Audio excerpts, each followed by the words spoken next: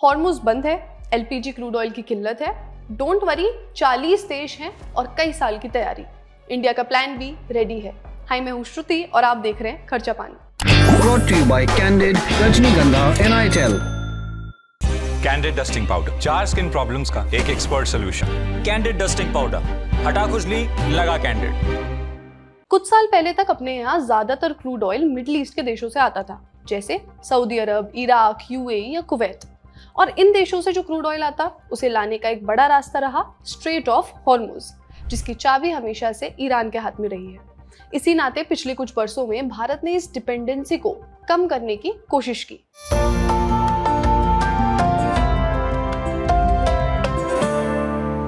धीरे धीरे एक पूल ऑफ कंट्रीज तैयार किया जहां से भारत की क्रूड ऑयल की जरूरतें पूरी हो सके और किसी एक देश पर डिपेंड न होना पड़े।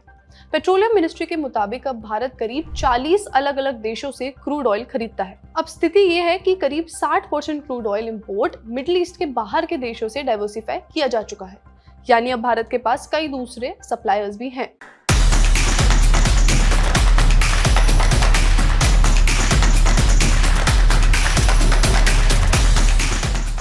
मिडिल ईस्ट के अलावा भारत जिन देशों से क्रूड ऑयल लेता है उनमें Russia, United states, Brazil, Nigeria और अंगोला जैसे देश शामिल हैं। अब आपको ये तो पता है कि ईरान से आने वाला तेल हॉर्मुज होकर आता है, लेकिन इन बाकी देशों से आने वाला तेल किस रास्ते आता है, अब इसे समझने की बारी।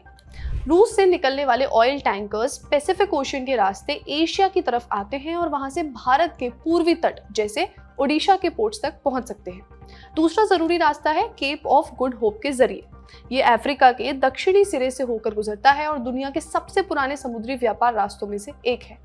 नाइजीरिया और अंगोला जैसे अफ्रीकी देशों से आने वाला तेल इसी रास्ते से केप ऑफ गुड होप घूमकर सीधे मुंबई पोर्ट तक पहुंच सकता है।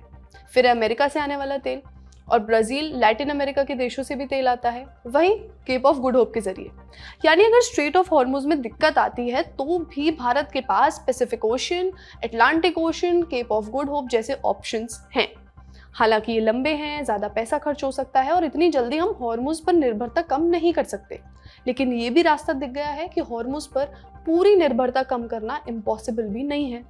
इस तरह की एनर्जी सिक्योरिटी को तगड़ा किया जाए तो भारत आगे आने वाले समय में ऐसी प्रॉब्लम से बच सकता है। अब क्रूड ऑयल की बात हो गई, एलपीजी की बात करते हैं। भारत दुनिया का दूसरा सबसे बड़ा एलपीजी कंज्यूमर है।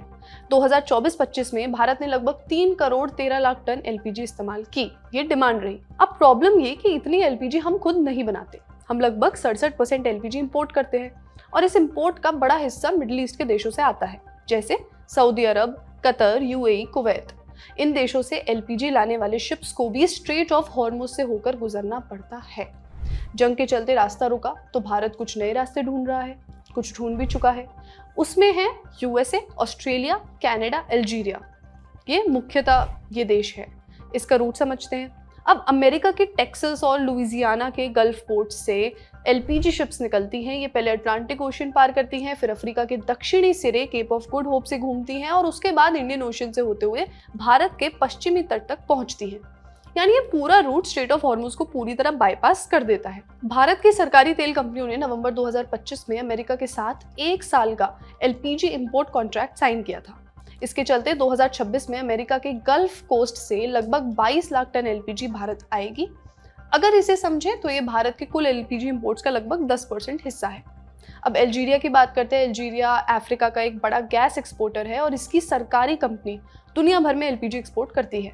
अल्जीरिया से एलपीजी की शिप्स मेडिटेरेनियन सी से निकलती हैं, फिर सुएज कैनाल से होकर वहां से इंडियन ओशन के रास्ते भारत पहुंचती हैं, फिर केप ऑफ गुड होप के जरिए भी कभी कभार आया जा सकता है। ये रूट भी हॉर्मुज से अलग है। ऑस्ट्रेलिया से एलपीजी शिप्स का रास्ता काफी सीधा है। शिप्स पैसिफिक ओशन से निकलती है, फिर इंडोनेशिया के आसपास के समुद्री रास्तों से होकर सीधे इंडियन ओशन में आती हैं और वहां से भारत। और फिर एक उभरता हुआ सप्लायर है कनाडा, जिसके साथ हाल ही में प्रधानमंत्री मोदी और कनाडा के प्राइम मिनिस्टर की अच्छी खासी ट्रेड को लेकर बातचीत भी हुई है। अब सिर्फ इंपोर्ट्स ही नहीं, भारत के अंदर भी कुछ कदम उठाए गए हैं। 5 मार्च 2026 को सरकार ने तेल रिफाइनरियों को ऑर्डर दिया कि वे एलपीजी प्रोडक्शन को मैक्सिमाइज करें। इसके बाद भारत की रिफाइनरियों ने करीब 10% तक डोमेस्टिक एलपीजी प्रोडक्शन बढ़ा दिया है। ये इमरजेंसी स्टेप इसलिए लिया गया है ताकि अगर इंपोर्ट्स में थोड़ी देर हो जाए तो डोमेस्टिक सप्लाई बनी रहे। इसीलिए स्ट्रैटेजी 2 तरफ चल रही है। एक तरफ इंपोर्ट्स को डाइवर्सिफाई किया जा रहा है और दूसरी तरफ घरेलू उत्पादन यानी डोमेस्टिक प्रोडक्शन बढ़ाया जा रहा है। भारत में कई बड़ी रिफाइनरीज हैं जो एलपीजी बनाती हैं। पहला नाम है रिलायंस इंडस्ट्रीज की जामनगर रिफाइनरी जो गुजरात में है और दुनिया की सबसे बड़ी रिफाइनिंग कॉम्प्लेक्सेस में से एक है। इसके अलावा इंडियन ऑयल की पानीपत रिफाइनरी हरियाणा में, मथुरा रिफाइनरी उत्तर प्रदेश में, हल्दिया रिफाइनरी पश्चिम बंगाल में और बरौनी रिफाइनरी बिहार में। भारत पेट्रोलियम की कोची रिफाइनरी केरल में भी एक बड़ा एलपीजी प्रोडक्शन हब है। लेकिन अगर इतनी रिफाइनरीज हैं तो हम पूरी एलपीजी खुद क्यों नहीं बना लेते? सवाल है। इसके पीछे एक तकनीकी और आर्थिक वजह है। भारत की ज्यादातर रिफाइनरीज पेट्रोल और डीजल बनाने के लिए डिजाइन की गई हैं। एक आंकड़ा बताता है कि 2022-23 में भारत की टोटल जो क्रूड ऑयल प्रोसेस किया गया था उसमें से एलपीजी की हिस्सेदारी सिर्फ 4.2% थी। तो प्रोडक्शन कम था, मतलब हमारे पास वो रिफाइनरी कैपेसिटी नहीं है जो एलपीजी का प्रोडक्शन थोड़ा बढ़ा सके। और यही वजह है कि हमारी निर्भरता भी है। और आपको पता है जब से ये एलपीजी की शॉर्टेज वाली खबरें आई हैं तब से किचन में यूज होने वाला एक और टूल है जिसकी बिक्री खूब बढ़ गई, इंडक्शन स्टोव। यानी जो चीज़ पहले कई घरों में सिर्फ एक किचन अपग्रेड होता था या फैशन माना जाता था किचन में, वो अब कई लोगों के लिए बैकअप ऑप्शन बन गई है। इंडियन एक्सप्रेस की रिपोर्ट के हिसाब से ऑनलाइन प्लेटफॉर्म्स और दुकानदार दोनों ही कह रहे हैं कि डिमांड में ज़बरदस्त उछाल आया है। ई कॉमर्स कंपनी फ्लिपकार्ट के मुताबिक पिछले 4-5 दिनों में इंडक्शन कुकटॉप्स की बिक्री 3 गुना बढ़ गई है। फ्लिपकार्ट के एक स्पोक्सपर्सन ने बताया कि पहले जहां पिछले 3-4 हफ्तों में जितनी बिक्री होती थी, अब उतनी बिक्री सिर्फ 4-5 दिनों में ही हो रही है। कुछ इलाकों में तो मांग और ज्यादा तेजी से बढ़ी है, जैसे दिल्ली, कोलकाता, उत्तर प्रदेश। यानी साफ है कि लोग सिर्फ एलपीजी की शॉर्टेज के डर से ही नहीं बल्कि भविष्य में जो अनिश्चितता आ सकती है उससे बचने के लिए भी इंडक्शन खरीद रहे हैं। Amazon इंडिया ने भी इसी तरह का ट्रेंड बताया है। Amazon के स्पोक्सपर्सन के मुताबिक उनके प्लेटफॉर्म पर पिछले 24 घंटे में इंडक्शन की डिमांड नॉर्मल दिनों के मुकाबले 20 गुना तक बढ़ गई है। मुंबई के कई दुकानदार बता रहे हैं कि लोग अब इंडक्शन स्टोव्स के बारे में ज्यादा पूछताछ कर रहे हैं और खरीद भी रहे हैं। चलिए, ये तो एक ऑप्शन है। लार्जर पिक्चर देखें तो उम्मीद दिख रही है कि पॉसिबली भारत आने वाले समय में क्रूड ऑयल और एलपीजी के मामले में किसी एक देश या किसी एक रास्ते पर से डिपेंडेंसी कम कर सके। फिलहाल तो एक इंटेंस कंडीशन बनी हुई है। इससे जुड़े अपडेट्स आप तक पहुंचाते रहेंगे। आप इस बारे में क्या सोचते हैं हमें कमेंट्स में जरूर बताएं। आज का खर्चा पानी यहीं तक। अपना ख्याल रखिए और देखते रहिए द ललन टॉप। शुक्रिया।